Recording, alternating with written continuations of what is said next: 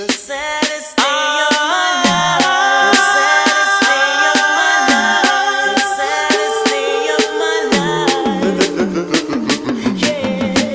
The saddest day of my life. The saddest day of my life. The saddest day of my life.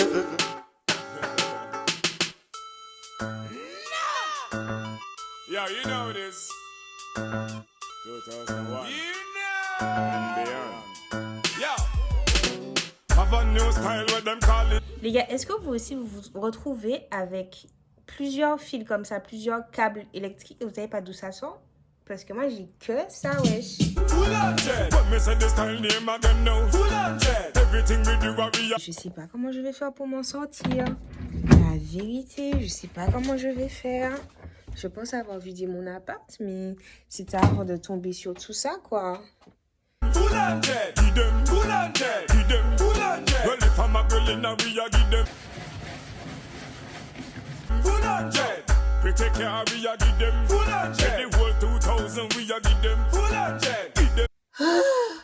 Call me Maddie Van de Kamp.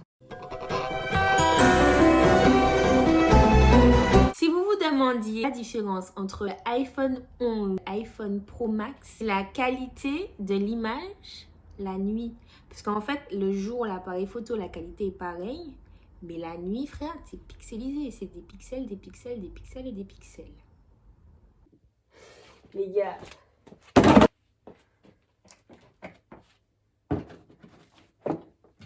Je suis debout sur le Carlton Beach. Je me suis mise debout. Salut les gens, comment vous allez? Ça va ou quoi? Je me trouve actuellement à l'emplacement de la bibliothèque qui n'est plus là, qui me manque énormément. 3 choses what the fuck qui me sont arrivées pendant le déménagement. Là, j'en suis au stade où j'ai vendu la plupart de mes meubles, mes plus gros meubles. J'ai empaqueté presque tout. Actuellement, je dois partir sur un matelas dans mon appart parce que j'ai quasiment... Ouais, non, j'ai plus aucun meuble en fait. En vrai, machine à laver, tout ça, c'est parti. Et il m'est arrivé des choses, mais super what the fuck. Mais vraiment what the fuck que je souhaite partager avec vous parce que je ne peux pas garder ça pour moi. C'est trop marrant, même si... C'était relou sur le coup. Je sais pas si je commence par la table, quand j'ai vendu la table, ou si je commence par l'arnaque sur le bon coup. On va commencer par l'arnaque. On va faire par ordre chronologique. Et en plus, l'ordre chronologique, c'est l'ordre du moins marrant au plus marrant. L'arnaque sur le bon coin. Laissez-moi vous raconter ça. J'ai essayé de vendre ma machine à laver. Je reçois un SMS de monsieur qui me dit qu'il veut acheter ma machine à laver. Ma foi, super, je suis là pour ça. Ça tombe bien. Donc, du coup, il m'explique qu'en fait, il veut m'envoyer l'argent par la poste pour réserver et tout, et qu'il a fait le mandat. Je reçois effectivement une notification qui me dit qu'il faudra que je contacte Monsieur X et que Monsieur X va me donner un code de confirmation pour avoir accès aux sous, je sais pas quoi. Dans le même ballon, je reçois un mail qui me parle de Western Union et qui me montre un code et tout. Il me dit qu'il faut que j'appelle l'individu X pour faire les bails. C'est l'individu X qui m'appelle. De ce qu'il m'avait expliqué, j'ai reçu les sous, d'accord? Il faut simplement un code d'activation pour que je puisse encaisser les sous. Le code d'activation, dans le mail qu'il m'a envoyé, mais je vous montre le mail, au montage, d'accord?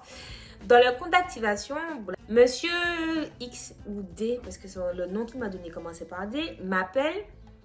Il me dit oui, c'est pour votre client, c'est pour pouvoir encaisser les sous. Je me dis ok, on y va.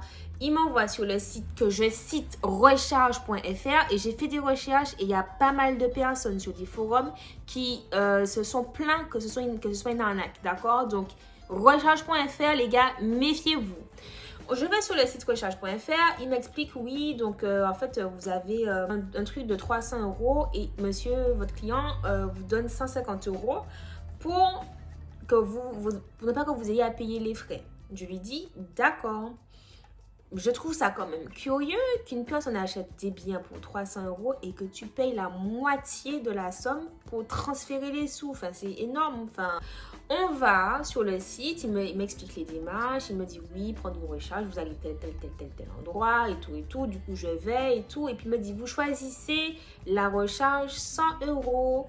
Alors, moi, je sens le truc venir et je me dis, mais attends, comment tu passes de je vous envoie l'argent par la poste à on va sur le site recharge.fr, la poste, vous voyez la poste, le truc bleu et jaune là. Tu passes de ça au site recharge.fr. Je suis censée recevoir un code d'activation. Donc, monsieur est censé m'appeler pour me dire voici ton code, entre ton code. Il me demande le numéro de ma carte, mon nom, la date de péremption de la carte, cryptogramme qu'il y a derrière. J'ai dit au monsieur, ça va, ça m'a une arnaque votre truc là. Vous êtes sûr que. Il me dit, Non, c'est le numéro de langage, madame. L'appel téléphonique est surveillé. le gars me met la pression, il me dit. Écoutez-moi, madame, vous avez 15 euros sur le compte. C'est soit vous les prenez, soit vous les prenez pas, mais c'est tout de suite. Pardon? Tu mets la pression sur moi? Et puis mon couillon? Et du coup, je dis au gars, ah non, mais monsieur, je ne vais pas vous donner. Comment ça, je paye pour recevoir de l'argent? C'est un mail que j'ai reçu. C'est pas une écriture sur mon compte bancaire. Donc, à quelle heure, ma fille, tu crois que moi, je vais céder à ta pression? Mon couillon, je vais te donner un argent que j'ai pas reçu. Monsieur a raccroché sur moi. Le gars a raccroché sur moi. Je lui ai envoyé un SMS pour dire, monsieur, si vous voulez récupérer la machine à laver, vous allez me payer soit par espèce, soit par PayPal. Mais c'est tout. Il n'y a pas d'histoire de poste, de recharge.fr, de mail, de code d'activation, de Western Union. Il n'y a pas ça. Toute fière de moi d'avoir échappé à une arnaque, je fais ma live. Du coup, il n'a pas répondu et moi, dans ma tête, c'était déjà une arnaque. Donc voilà quoi, je me suis fait dire que c'était une arnaque. J'ai fini avec monsieur. Le gars m'appelle dans l'après-midi. Le monsieur me dit, Oui, je comprends, mais vous savez, enfin, c'est embêtant parce qu'en fait, j'ai déjà envoyé l'argent. est-ce que c'est mon problème? Eh ben bravo papa. Dites-moi, est-ce que c'est écrit quelque part? Il m'a dit t'es conne, donc on peut te sortir des baboules comme ça. Donc tu m'appelles l'après-midi pour être bien sûr, dernière tentative, pour être sûr que tu peux pas m'arnaquer une dernière fois. Conclusion. Si vous faites un achat sur le bon coin ou si vous faites une vente sur le bon coin, surtout en termes de vente, espèce ou PayPal, fuyez, recharge.fr, fuyez les gars. J'ai fait des recherches sur des forums et tout pour voir ce que les gens disaient dessus. Bullshit, arnaque, il n'y a que ça qui ressort. Fuyez. J'ai voulu vendre ma table. Je mets la table sur Facebook. Il y a une dame qui m'appelle et tout. Et je sens à savoir déjà qu'elle n'est pas française. Elle a un accent africain. Et je sens qu'elle est un peu vieille en fait. Elle a plus de 50 ans, tu vois, elle a plus de 50 ans, elle est un petit peu fébrile et tout, machin, nanani. Donc du coup, je lui dis, vous en faites pas, madame, je vais vous aider à descendre, à porter la table. La table pèse un truc comme plus de 10 kilos, elle pèse peut-être 20 kilos, 20-30 kilos. La dame me dit, alors moi je me dis, mais tu viens chercher une table avec un bus? Mais t'es sûr que tu veux faire ça? Tu vas te promener dans les transports avec une table en bois, en bus? Pas de place pour les poussettes. Je lui donne l'arrêt de bus et tout. Je descends, je ramène la table peut-être 100 mètres plus bas, près de l'arrêt de bus. J'arrive à l'arrêt de bus, la dame me dit, ah, c'est trop grand, je sais pas changer de la crotte. ok, d'accord, c'est trop grand. C'est pas mon problème. Ce n'est pas mon problème. Je m'en fous, tu vois, que ce soit grand ou pas, s'en fout, je m'en fous. Tu pars avec la table. Alors j'attends qu'elle finisse de me raconter ses bullshit et qu'elle parte avec la table. Je lui dis, non madame, ça me saoule, j'ai fait tout le chemin pour vous, par moins 5 degrés sans gants. Je sais pas trouver une solution, prenez la table. La dame m'a dit, Ah, mais si vous voulez, je peux vous aider à la ramener chez vous.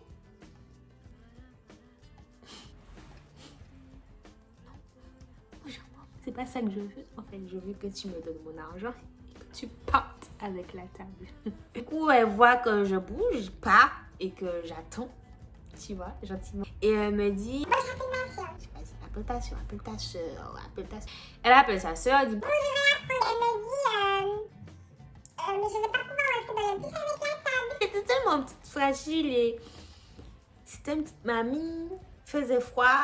Je me suis dit, si moi j'ai froid et je suis jeune et en bonne santé, elle doit subir peut-être le froid un petit peu plus, tu vois. Donc du coup, je me prends d'empathie et je lui dis, je ne lui dis rien.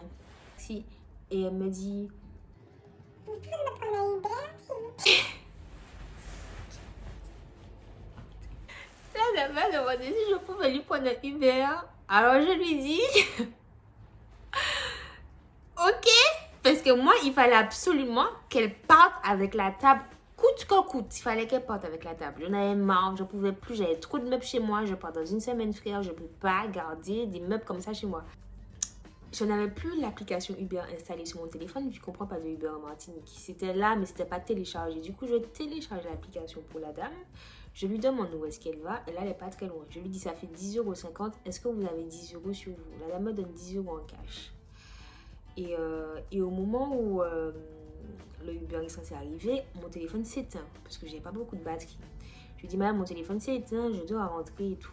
Je lui dis, je rentre, je fais le truc pour vous et je reviens. Elle me dit, Je vais rester ici. Est-ce que je peux venir chez vous avec vous? Parce que il y a le couvre-feu et je peux devoir faire arrêter par les gendarmes. ok, on y va. Du coup, le Uber arrive, deuxième Uber arrive. Je change mon téléphone, je descends, je dis à madame, le Uber arrive, je vais vous aider à mettre la table dans la voiture et je vais récupérer 6 € sur les 10 € parce qu'en fait la course a été entamée et donc je vais payer des frais à cause de ça. La dame m'a dit, Mais vous êtes malhonnête? C'est pas, mais je vous ai déjà donné un nom. Mais c'est pas ma faute si votre téléphone n'était pas chargé. Vous avez qu'à charger votre téléphone.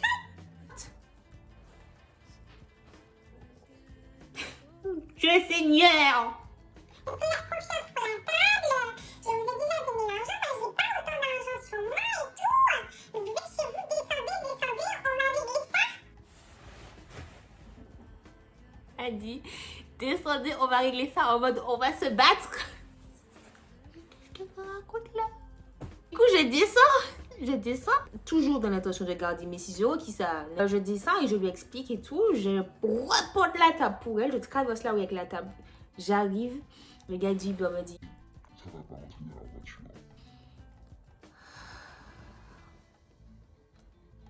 ok. Simon, la dame dit au monsieur, Mais vous pouvez pas baisser les salariés de la voiture. le monsieur nous dit, Prenez un Uber van.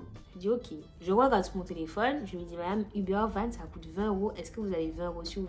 Elle m'a dit, Non, j'ai pas 20 € sur moi. mais comme si en fait elle dit ça comme si les 20 € c'est moi qui lui demande les 20 € pour encaisser les 20 €, alors que frère c'est ta course, c'est pour rentrer chez toi avec ta table. Tu fais comme si je te demande l'argent pour manger ton argent, genre. Déjà, je prends mon téléphone, je charge mon téléphone pour toi, je redescends, je me trimballe avec une table qui pèse 30 kilos pendant que toi tu portes rien du tout.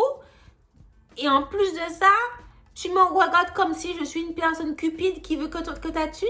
En plus de ça, j'avais vu qu'elle avait 20 € dans son sac. Je me suis dit, j'espère qu'elle va pas me demander de payer le Uber. Pour elle, là, quand même. Je lui ai dit, madame, si vous n'avez pas 20 €, vous ne pouvez pas prendre de Uber. Elle me regarde et m'a dit, Ok, bon, oui, avec bus. et je lui dis, bon, l'arrêt de bus est là. Du coup, moi, je prends la table, je l'emmène à l'arrêt de bus parce que moi, tu sais comment c'est bon et puis ça, mais vraiment. Je prends la table, j'ai fait mon bâtiment, arrêt de bus du bas avec une table, arrêt de bus du bas, mon bâtiment, traverser la rue avec la table, et là, je faisais table, enfin, en face du bâtiment jusqu'à l'arrêt de bus du haut. En sachant que là où j'habite à Saint-Cloud. Pour ceux qui connaissent, Saint-Cloud, c'est un morne. C'est comme ça. Vous voyez le monde lâché? C'est le même délire tout le temps. Avec ma table de 30 kilos, par moins 5 degrés, sans gants, on y va. Et il y avait du verglas et tout. Enfin bref, on pouvait se casser la gueule à n'importe quel moment. Je monte et tout, j'arrive à l'abribus et tout, machin. Je dis à la dame, bon ben voilà, le bus va passer dans 6 minutes et tout. Vous rentrez, vous faites tel changement et puis ça va le faire et tout. Je lui dis, bon ben j'y vais et tout. Elle me dit, Mais le bus arrive dans 5 minutes, vous pouvez pas rester?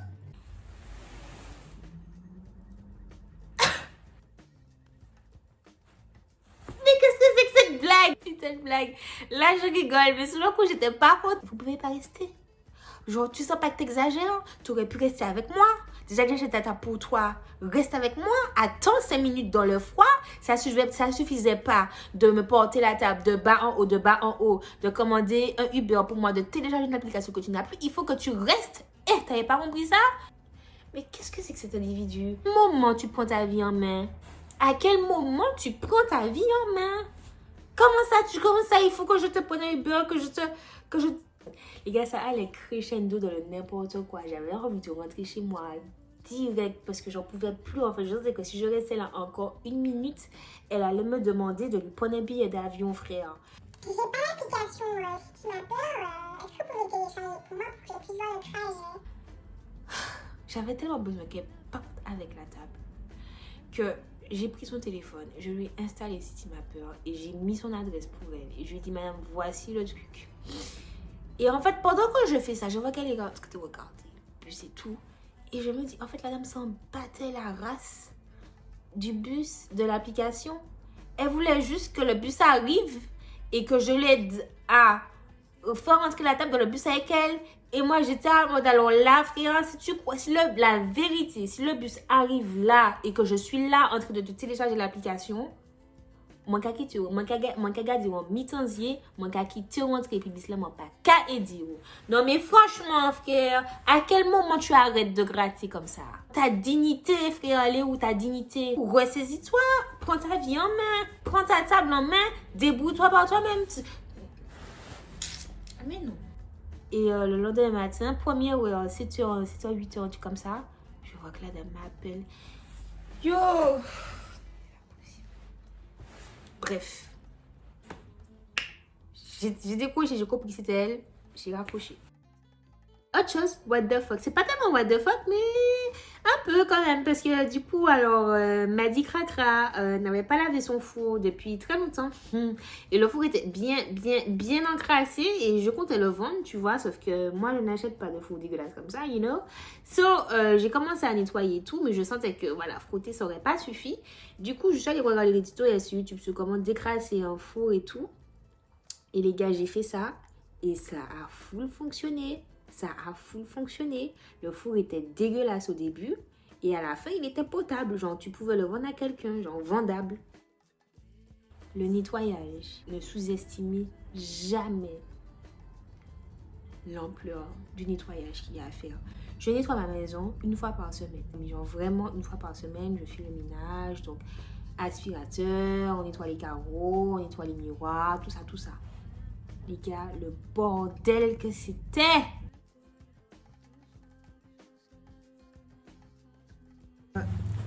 Et franchement, nettoyer une première fois, une deuxième fois, et quand vous avez tout nettoyé, prenez un jour pour revenir pour regarder si tout n'est pas ok. Parce que, en fait, quand t'es crevé, t'es fatigué, il te reste un tout petit truc à faire, mais t'es tellement fatigué, frère, que t'arrêtes, tu vois, tu te dis c'est bon, machin, Annie. Ou des fois, tu crois que tu laisses la flemme t'envahir et tu fais pas le truc jusqu'au bout.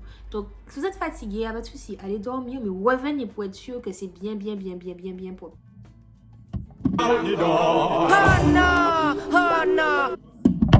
Ensuite, pour les déménageurs, je vais passer par Madinina Fret, qui ne récupère pas les colis chez toi.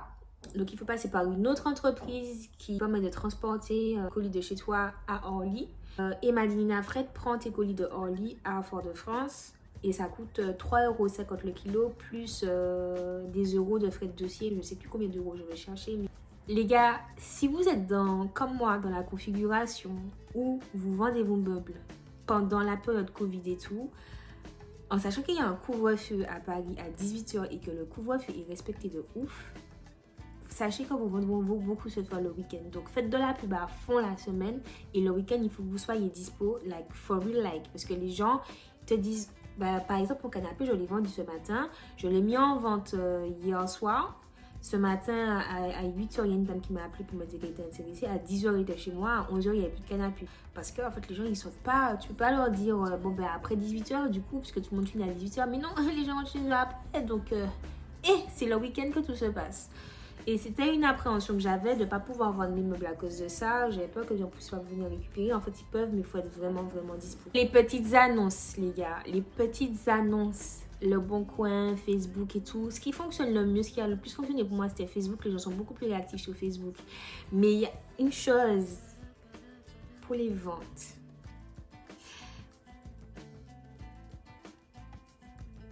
Déjà, en fait, quand tu mets un truc en vente et que c'est au bon prix, les demandes affluent, d'accord? Et comme les demandes affluent, t'es censé, t'es susceptible, comme moi je l'ai clairement fait, de te dire, oh c'est bon, ça va se vendre rapidement et tout. Que dalle, mais que nenni.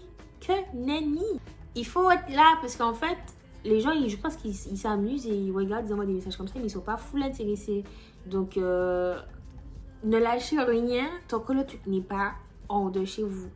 Parce que les gens, ils disent ça, je suis intéressée, et puis finalement, ils se cassent, en fait, ils viennent pas. Du coup, j'ai pris 2 semaines avant mes meubles, alors qu'en fait, j'aurais pu faire ça en 1 semaine si j'avais été là. Et voilà! Bon, alors, je vais essayer de faire une vidéo chaque week-end, tous les dimanches. Je voulais pas l'annoncer parce que, voilà, j'aime bien être sûre que j'ai le rythme avant de dire je serai là tous les dimanches. Ça se trouve, quand je dis que je suis là, après, je suis pas là. Il y a une attente alors que je suis pas là. Et du coup, je me sens pas bien parce que j'ai pas tenu mon engagement. Enfin, bref, tout un truc, quoi. Donc là, c'est bon, ça fait 1 mois et demi que je fais ça. Je pense que je peux tenir le rythme. Donc, je vais faire une vidéo tous les dimanches. Rendez-vous chaque dimanche. Je vais pas dire l'heure parce que je sais pas quand je vais poster, tu vois. Surtout que bon, là, j'ai la fibre et tout. Mais quand je vais rentrer, j'aurai peut-être pas la fibre. Donc, ça prend des heures et des heures pour poster. C'est relou. Donc, voilà. Je dis pas l'heure, mais en tout cas, chaque dimanche, on sera ensemble. Et voilà, ma prochaine vidéo, je vais vous dire les derniers achats. Enfin, parce que tu fais des petits achats quand même, tu vois, avant de partir. Tu sais, comme ici, la France, Paris, tout ça. Il y a des trucs que tu trouves pas à Martinique et tout. Je vais vous montrer tout ça. Et puis voilà. J'espère que cette vidéo vous a plu.